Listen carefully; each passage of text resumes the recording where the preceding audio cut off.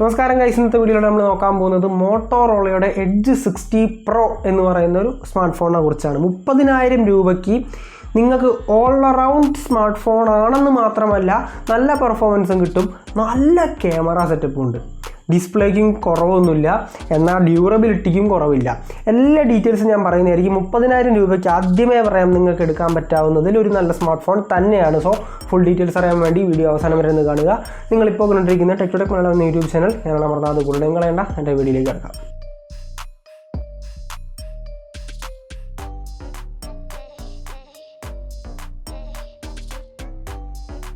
First box and pricing നോക്കുകയാണെങ്കിൽ 30,000 രൂപയാണ് starting price. അത് വിത്ത് കാർഡ് ഓഫേഴ്സ് അങ്ങനെയൊന്നുമല്ല.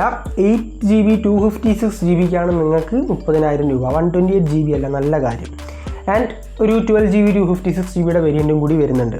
നിങ്ങളിനി പെട്ടിയിൽ എന്താ കിട്ടുകയെന്ന് വെച്ചാൽ 90 വാട്ട്സിൻ്റെ ഒരു ബ്രിക്ക് കിട്ടും, നല്ല കാര്യം. Type A to Type C cable കിട്ടുന്നുണ്ട്. പിന്നെ കേസ് കാര്യങ്ങളൊന്നും വരുന്നില്ല. പിന്നെ ഡോക്യുമെൻറ്റേഷൻ സിംറ്റോൾ മാത്രമേ വരുന്നുള്ളൂ. പിന്നെ നമ്മൾ ആ ഒരു ഡിസൈൻ ഡിപ്പാർട്ട്മെൻറ്റ് നോക്കുന്ന സമയത്ത് വീഗൻ ലെതറാണ് വരുന്നത്. 3 കളർ വേരിയൻസ് നിങ്ങൾക്ക് ഇവിടെ കിട്ടുന്നുണ്ട്. ബാക്ക് വീഗൻ ലെതർ ആയതുകൊണ്ട് തന്നെ ഒരു മാറ്റ് ഫിനിഷ് പരിപാടിയാണ്. 8.24 mm മാത്രമേ തിക്നെസ് വരുന്നുള്ളൂ. 186 ഗ്രാം മാത്രമേ വെയിറ്റും വരുന്നുള്ളൂ. IP68 or 69 സർട്ടിഫിക്കേഷൻ വരുന്നുണ്ട്. മിലിറ്ററി ഗ്രേഡിൻ്റെ സർട്ടിഫിക്കേഷൻ വരുന്നുണ്ട്. സോ ഡ്യൂറബിലിറ്റിയിൽ ഒരു കുറവില്ല. പ്ലാസ്റ്റിക് ഫ്രെയിംസ് മാത്രമേ വരുന്നുള്ളൂ. പക്ഷേ അത് ഇത്രയും ഫീച്ചേഴ്സ് കൊടുക്കുന്ന സ്ഥിതിക്ക് ഞാനൊരു കുറവായിട്ട് കാണുന്നില്ല.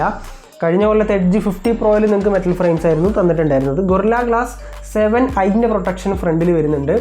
അറ്റ്ലീസ്റ്റ് ഈ പാണ്ട ഗ്ലാസ് കൊടുക്കുന്നവരും പിന്നെ സ്കോട്ട് സെൻസേഷൻ കൊടുക്കുന്നതിനേക്കാളും നല്ലതാണ് ഈ ഗൊറില്ല ഗ്ലാസ് 7i എന്ന് പറയുന്നത്. പിന്നെ ഒരു കർവ്ഡ് ഡിസൈനാണ് മൊത്തത്തിൽ. മോട്ടോ എഡ്ജ് 60 സ്റ്റൈലസ് ഉണ്ട് സാധനം. ഒരു സ്റ്റൈലസ് ഫോൺ അവർ ഇറക്കിയിട്ടുണ്ടായിരുന്നു. അതിൻ്റെ റിവ്യൂ ഞാൻ ചെയ്തിട്ടില്ല, നമുക്ക് ചെയ്യാം.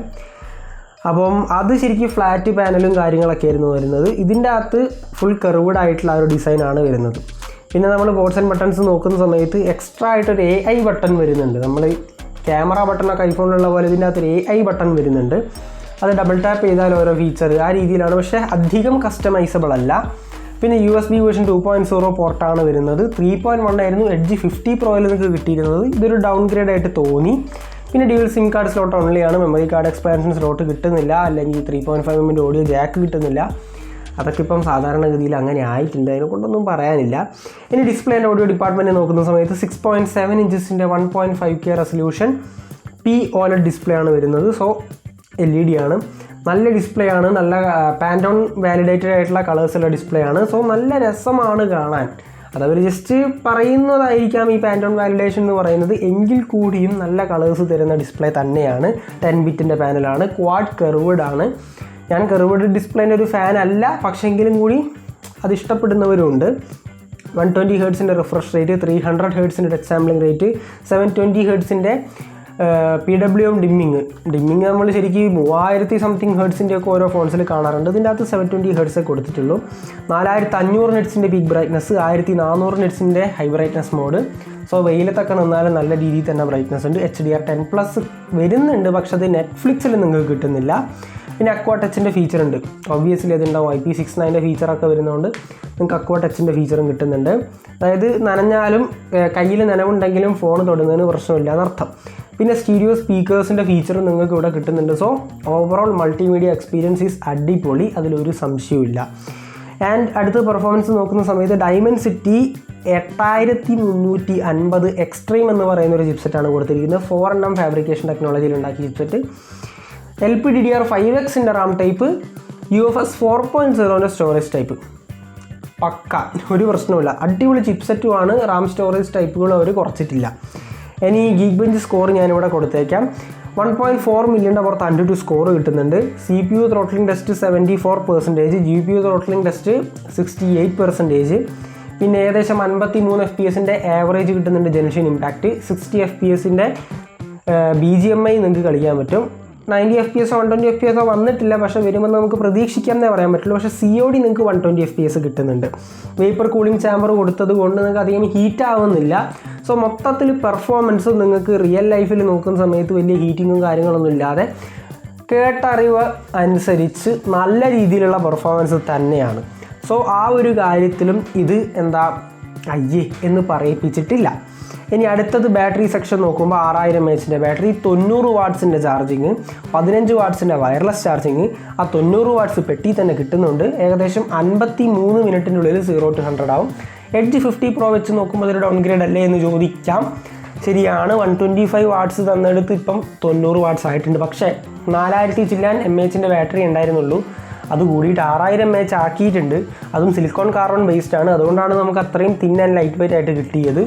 സോ അങ്ങനെയൊക്കെ മൊത്തത്തിൽ നോക്കുമ്പോൾ ഈ ഒരു പ്രൈസ് റേഞ്ചിൽ എന്നുള്ളത് കൊണ്ട് അത് അക്സെപ്റ്റബിൾ ആണെന്നാണ് ഞാൻ പറയുക. പക്ഷേ 6000 mAh ബാറ്ററി ഉണ്ടായിട്ട് പോലും 5 hours സ്ക്രീൻ ഓൺ ടൈമേ മാക്സിമം കിട്ടുന്നുള്ളൂ എന്ന് പറഞ്ഞു. മേ ബി അത് ഒപ്റ്റിമൈസേഷൻ എന്തെങ്കിലും ഇഷ്യൂസ് ആയിരിക്കാം. അത് കഴിഞ്ഞാൽ അതങ്ങ് റെഡിയാവും എന്ന് പ്രതീക്ഷിക്കാം. പിന്നെ മറ്റ് ഫീച്ചേഴ്സ് നോക്കുന്ന സമയത്ത് in display fingerprint scanner, face unlock വരുന്നുണ്ട്. IP68 or 69 സർട്ടിഫിക്കേഷൻ ഞാൻ ഓൾറെഡി പറഞ്ഞു. മിലിറ്ററി ഗ്രേഡിൻ്റെ സർട്ടിഫിക്കേഷൻ വരുന്നുണ്ട്. ഹാപ്റ്റിക് ഫീഡ്ബാക്ക് വരുന്നുണ്ട്. പിന്നെ ബ്ലൂടൂത്ത് കോഡക്കുകൾ LSTC LDAC വരുന്നുണ്ട്. Wi-Fi 6E വരുന്നുണ്ട്. ബ്ലൂടൂത്ത് വേർഷൻ 5.4 വരുന്നുണ്ട്. NFC-യുടെ സപ്പോർട്ട് വരുന്നുണ്ട്. ഇതിലൊന്നും ഒരു പഞ്ഞവുമില്ല, എല്ലാ സാധനവും കൊടുത്തിട്ടുണ്ട്. ഇനി സോഫ്റ്റ്വെയറിനെ കുറിച്ച് പറയുന്ന സമയത്ത് Android 15 വിത്ത് ഹെലോ UI നിങ്ങൾക്ക് കിട്ടുന്നുണ്ട്. ഹെലോ UIൻ്റെ പ്രത്യേകത ആണ്, ഇത്രയും കാലം ബ്ലോട്ട്വെയർ ഇല്ലായിരുന്നു. പക്ഷേ ഇവിടെ കോസ്റ്റ് കട്ട് ചെയ്യാനാണോ എന്നറിയില്ല, കുറച്ച് ബ്ലോട്ട്വെയർസ് കൊടുത്തിട്ടുണ്ട്. പക്ഷേ എങ്കിലും നല്ല അതങ്ങ് നമുക്ക് അൺഇൻസ്റ്റാൾ ചെയ്ത് കളഞ്ഞാൽ ബാക്കി മൊത്തത്തിൽ ഓവറോൾ നല്ല എക്സ്പീരിയൻസ് തന്നെയാണ് തരുന്നത്. 3 years Android update, 4 years security patch update. പിന്നെ മോട്ടോ AI ബട്ടൺ ഞാൻ ഓൾറെഡി പറഞ്ഞതുപോലെ തന്നെ AI ഫീച്ചേഴ്സ് വരുന്നുണ്ട്. സർക്കിൾ ടു സെർച്ചും പിന്നെ സമ്മറൈസ് AI സമ്മറൈസും പിന്നെ വോയിസ് വെച്ചിട്ട് നമുക്കിങ്ങനെ പറഞ്ഞുകൊണ്ട് അതിങ്ങനെ നോട്ടാക്കി വെക്കാനുള്ള പരിപാടിയും, ജനറേറ്റീവ് AI വാൾപേപ്പർ ഉണ്ടാക്കുക, നമ്മൾ സ്കെച്ച് ടു ഇമേജ്, അങ്ങനെയുള്ള ഒരുപാട് AI ഫീച്ചേഴ്സ് വരുന്നുണ്ട്. ബേസിക് ആയിട്ടുള്ളതും ആവശ്യമാവുന്ന തരത്തിലുള്ളതും ബേസിക് AI ഫീച്ചേഴ്സ് മൊത്തം വരുന്നുണ്ട്. പിന്നെ തിങ്ക് ഷീൽഡും മോട്ടോ സെക്യൂറും ഫീച്ചറും കാര്യങ്ങളൊക്കെ വരുന്നുണ്ട്. ഇനി ലാസ്റ്റ് ആൻഡ് ഫൈനലി ക്യാമറയെ കുറിച്ച് പറയുന്ന സമയത്ത് 50 MP LYT-700C എന്ന് പറയുന്ന പ്രൈമറി സെൻസർ വിത്ത് ഒപ്റ്റിക്കൽ ഇമേജ് സ്റ്റെബിലൈസേഷൻ. പിന്നെ ഒരു 50 MP അൾട്രാ വൈഡും മാക്രോയും കൂടി സപ്പോർട്ട് ചെയ്യുന്നത്. പിന്നെ ഒരു 10 MP 3x ടെലിഫോട്ടോ ലെൻസാണ്. അപ് ടു 50x നിങ്ങൾക്ക് സൂപ്പർ സൂം കിട്ടും. സൂപ്പർ സൂം എന്ന് ഉദ്ദേശിക്കുന്നത് ഡിജിറ്റൽ സൂമാണ്. അപ് ടു 50x നിങ്ങൾക്ക് കിട്ടും.